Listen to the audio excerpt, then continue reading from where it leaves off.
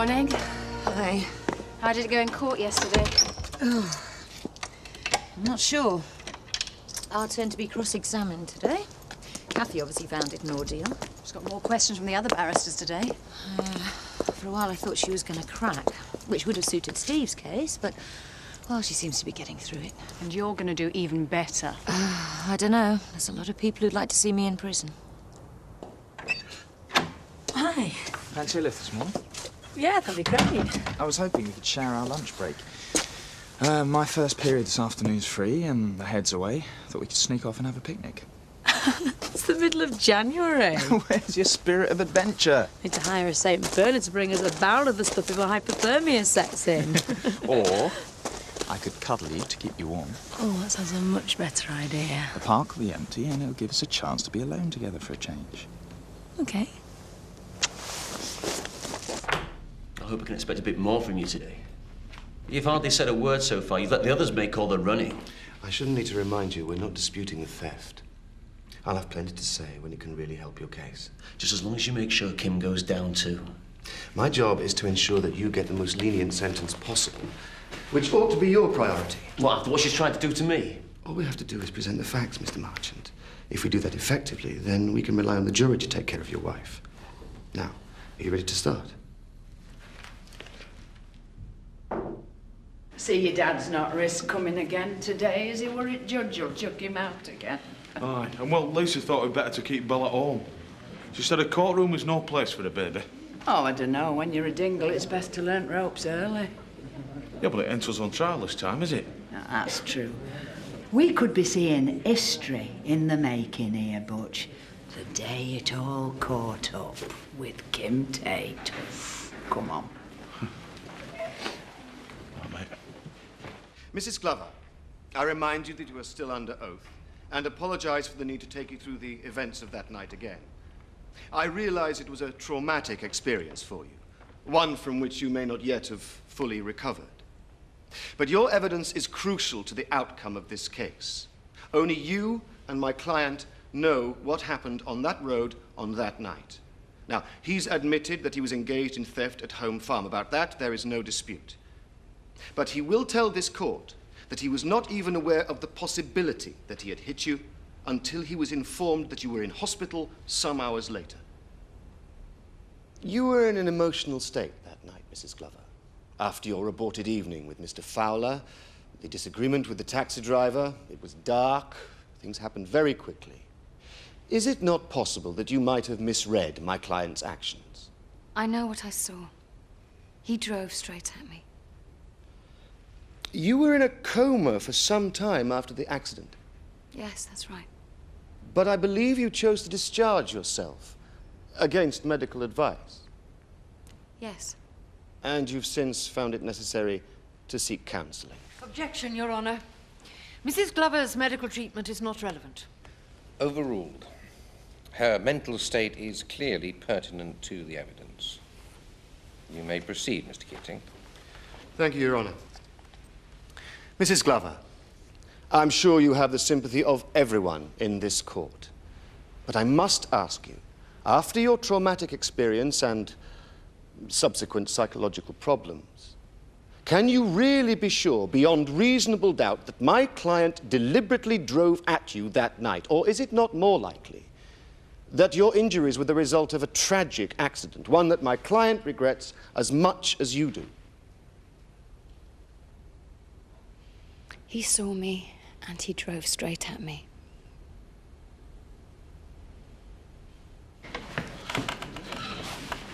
They shouldn't let him do that, Betty. Am I trying to make out like Kathy's not right in the head? No, it's just his job, love. He has to make things look better for Steve. Are you all right, love? Not really. Look, you don't want to let that brief upset you. He's a nasty piece of work, Kathy. Look, Butch, why don't you go back inside, love? Let me have a word with Kathy. OK. I'll just go and check what's going on. Right. You did ever so well, love. I bet you're glad it's all over, though. I suppose so. I'm just not sure I've done the right thing. And you told the truth. That's all you could do. But the barrister was right. It did all happen very quickly. What if I got it wrong? Mr. Marchant, You've told the court how you and your wife planned the theft and subsequent insurance fraud. But let us concentrate for a moment on the events leading up to Mrs. Glover's injuries. Now, clearly, the theft was an operation that required split-second timing. Absolutely.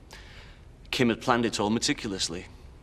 And everything seemed to be going to plan until just after I left home farm, when my mobile rang. I knew it was Kim. Her name came up on the display, so I realized there must be something wrong. So you were in a state of some panic when you answered the call? Well, I was concerned, yes. She filled me in on the conversation with Reverend Thomas, so I could pretend to have been present all along. Kim was very thorough over that type of detail. But there was another problem she hadn't allowed for. Yes, though I didn't realize it at the time. I was distracted by the phone call, and I hit something. I thought it was a deer. But you later found out this wasn't the case. When I heard about what had happened to Kathy, I realized I must have accidentally hit her. And what were your feelings when you learned this? I was devastated. Kathy's a neighbor, a friend. I would never knowingly do anything to harm her. Some people may attempt to cast doubt upon your remorse. You freely admitted to 2 crimes, and they may suggest that this accident was not an accident at all, but a deliberate attempt to silence a witness. Well, that's not true. As far as I was concerned, this was all about money. I never wanted anyone to get hurt.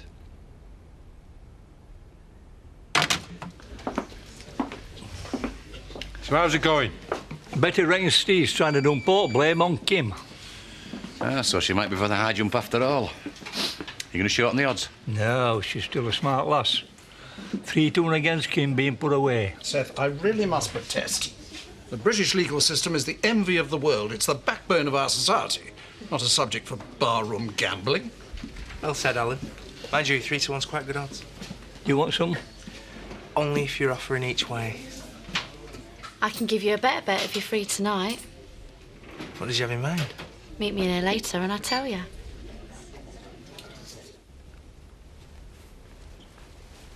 Thanks very much. I might need to borrow it again later. Mr. Marchant, I imagine you've used a mobile phone in a vehicle before. Yes. But you don't have a record for mowing down innocent pedestrians. Objection, Your Honor. Sustained. Please stick to the case in hand, Miss Sharp. I will rephrase the question, Your Honor. Why do you expect the jury to believe that a simple phone call caused you to drive dangerously? I was on edge. The call distracted me. But you were aware that you had hit something or someone. I thought I'd hit a deer. A deer. That's a large animal, which would suggest a large impact. Most people would stop and investigate. Why didn't you? Kim told me to hurry back, or we'd be found out. So you were too busy trying to save your own skin to stop and check what or who you had hit. I put it to you, Mr. Marchant. You were perfectly aware that you'd hit Mrs. Glover. No. Indeed, it was your intention to run her over. That's not true. But you're not denying that you and Mrs. Glover were the only people on that road that night? No. Or that you were driving a stolen vehicle away from the scene of the crime when you saw Mrs. Glover? I didn't see her. But she saw you. Indeed, later she was able to identify you, which spoiled all that careful planning. Now, isn't that what was going through your mind as you drove at her? I didn't drive at her. I didn't see her. I put it to you, Mr. Marchant. The only genuine remorse you feel is that Mrs. Glover survived her injuries. Since if you had succeeded in killing her, this case might never have come to court. That's not true. It was an accident. I really care about you, Rachel. In some ways, moving in would be the ideal solution. But I think we should both be really sure about it first. I am sure. Are you? You must have been sure when you and Chris got it together, but that didn't work out, did it? Well, I've made lots of mistakes, but I've learned from them. I mean, what about you and your wife? Were you happy all the time? Well, I doubt if anybody's happy all the time. But you loved her. I guess her death must still be quite painful for you. My brother Mark, he died when the plane came down on the village, and I still miss him. I don't think you ever get rid of that hurt. How did your wife die? Look, I really don't want to talk about it. Great. Graham? Graham, I'm sorry, I didn't mean to upset you. Look, let's just forget about it, shall we?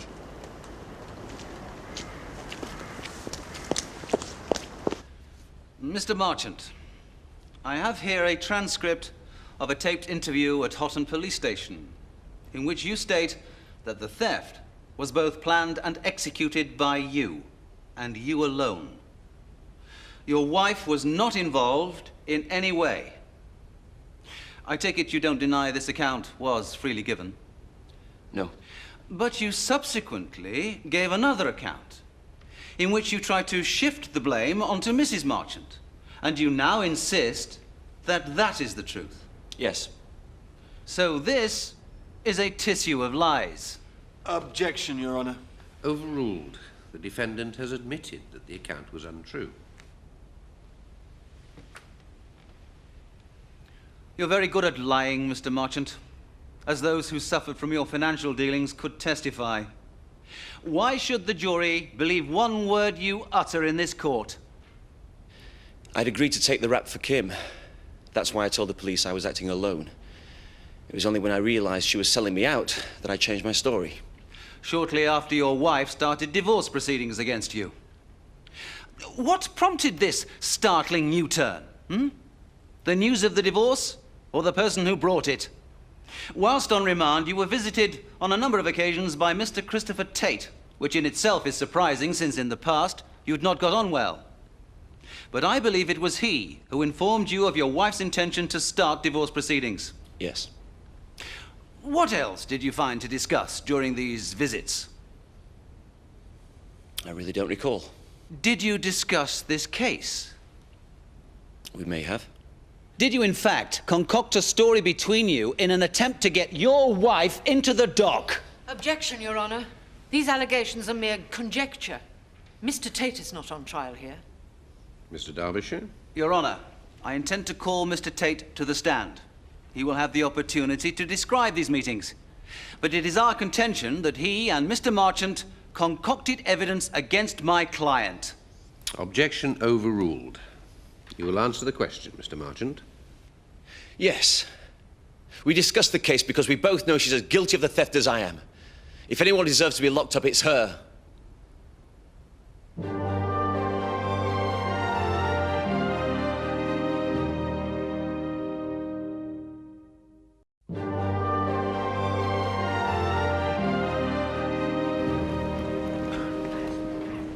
Have I missed much?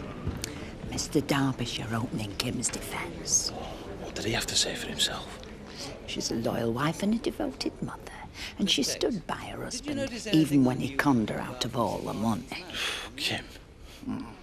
She only decided to divorce him when she found he'd turned to a life of crime and put an innocent woman's life in jeopardy. She sounded like a cross between Joan of Arc and Florence Nightingale by the time he'd finished. And they call us villains. Shouted through the door. So, you and Mrs. Marchant were both under the impression that Mr. Marchant had been up there in the bedroom all along? Yes. I know it seems odd him behaving like that when he had a dinner guest, but Kim was used to it. How long was she out of the room? A few seconds. So, apart from then, Mrs. Marchant was with you all evening? Yes. Thank you, Miss Tate. No further questions. And stay there, please. You say that Mrs. Marchant was with you all evening, and yet the Reverend Thomas recalls her leaving the room to take the rubbish out. She may have done, I don't recall. You don't recall. No doubt it was a very pleasant evening. A good meal, some wine, perhaps? Yes. How much wine was consumed over this meal, Miss Tate? A couple of bottles, I think. Between you and Mrs. Marchant.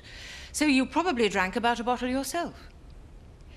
Yes, I didn't have to drive. It's a short walk home, and we were enjoying the evening. I'm not criticising your drinking habits, Miss Tate. But the jury may like to note that the Reverend Thomas was sober at this point. So his recollections of the evening are probably more accurate than yours.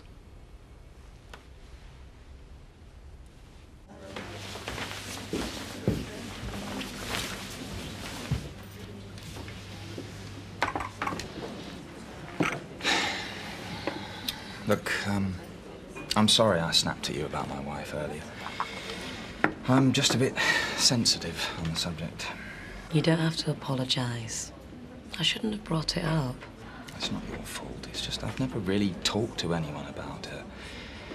Well, it might make you feel better. It'd help me understand you more. Everything was fine between us at first. She was moody sometimes, but I didn't worry too much about that. We all have our bad days. But it got worse. The moods got darker and they lasted longer. Sometimes she wouldn't even get out of bed all day. I'd come home from school and she'd still be there in a dressing gown. Well, did you go see the doctor about it? She didn't want to, but I eventually persuaded her. He prescribed a course of antidepressants, but they didn't seem to help much. So what happened? I came home and she was lying on the bed. I was used to that, but I knew straight away this was different. She'd taken an overdose. I called an ambulance, but it was too late. Graham. I've always blamed myself. If I'd handled the situation better, if I'd just got home 10 minutes earlier. The doctors were very kind and they said there was nothing I could have done about it, but that's not how it feels when you watch someone you love dying. I can understand why you want to rush into a relationship. After it happened, I made up my mind I'd stay single for the rest of my life. And that's never really been a problem. Until now.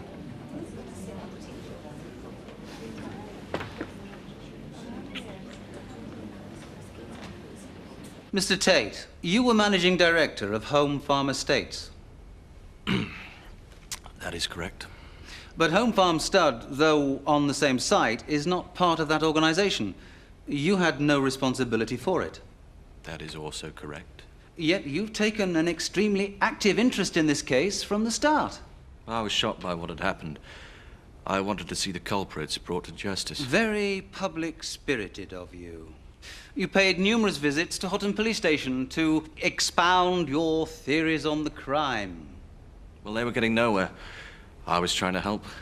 You accused Mrs. Marchant and her husband on several occasions. I was proved right, wasn't I? About him, yes. But I'm happy to leave it to the jury to decide about Mrs. Marchant.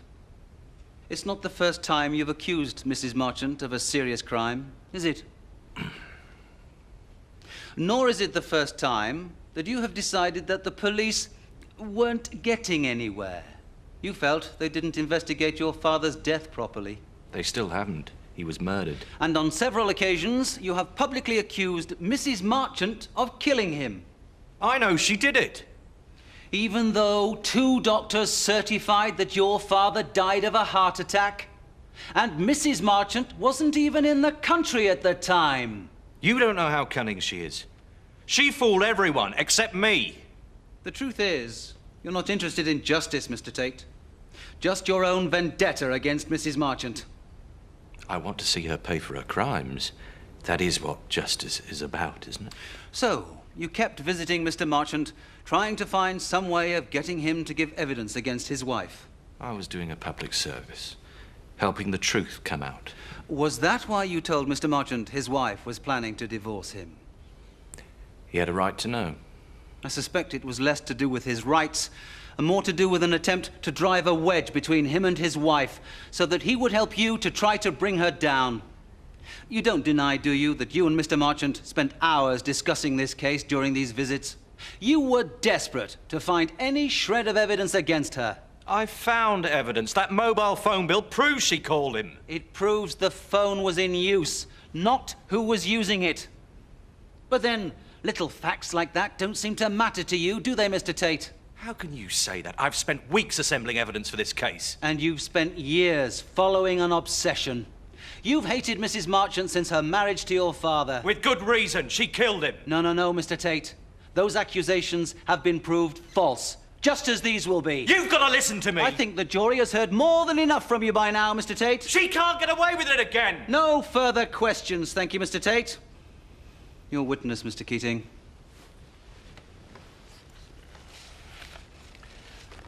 Yeah, OK. All right. I'll lengthen odds against Kim being sent down. I'll give you 20 to 1 now. She must have had a good day in court then, eh?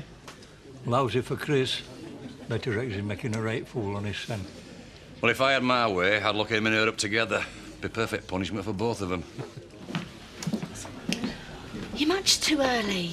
What? Well, I just thought it'd take ages to get to Leeds. Yeah, but the club I really fancy don't get warmed up till late. How late does this place stay open? We'll probably meet the milkman on our way out. I've got an early morning call tomorrow. Don't worry, I'll make sure you get back in time. I don't know what the attraction of these clubs is. All loud music and flashing lights. There's no point asking me. So when me and Paddy were together, we never went anywhere when he had an early morning call. By the time I got in bed, he was just dead to the world. Did you and your husband entertain often? Not since Steve's business went down. We don't have money for lavish dinner parties anymore. That's why I was pleased when he suggested inviting Zoe over. So this dinner was your husband's idea? Yes. Did it not strike you strange, therefore, when he chose to spend most of the evening upstairs? I suppose it should have done, but I'd got used to it. Steve's always been very secretive about his business calls. Some people might think you should have learned a lesson from that when he lost all your money. He promised to make up for what he'd done. I guess I wanted to believe him. I wanted the marriage to work. Why then did you decide to start divorce proceedings? When I realized what he was involved in, not just stealing from me, but nearly killing Kathy, I saw that he lied to me all along. He was never going to change. There was no hope for us as a couple. I'm sure the jury can see that you made every effort to make your marriage work. Why did you not tell your husband you were planning to divorce him? Well, I was going to, but I wanted to talk the matter over with my solicitor first. By which time, Christopher Tate had already told him. Did that surprise you? Not at all. Chris has always done anything he can to hurt me. Including accusing you of murder. The police proved I was innocent of that. I hope the jury can see that these charges are just as ridiculous. Why do you think Mr. Tate persists in making these allegations? Frank, Chris's father, was a self-made man, a millionaire. Chris idolized him, wanted to follow in his footsteps, but Frank never thought he was up to it. In fact, he told me he despised him. Well, that's not true. He'd have never have said that. Mr. Tate, you must not interrupt these proceedings. Please continue, Mrs. Marchant. Thank you, Your Honor. When Frank turned to me to help run Home Farm, Chris couldn't take it. He had to pretend that I was plotting against him. Frank leaving me the business in his will was the final straw for him. This is lies, all lies! I will not tolerate these outbursts in my court. But she murdered him! Remove that man! Now she's making fools out of all of you. You can't let her get away with it!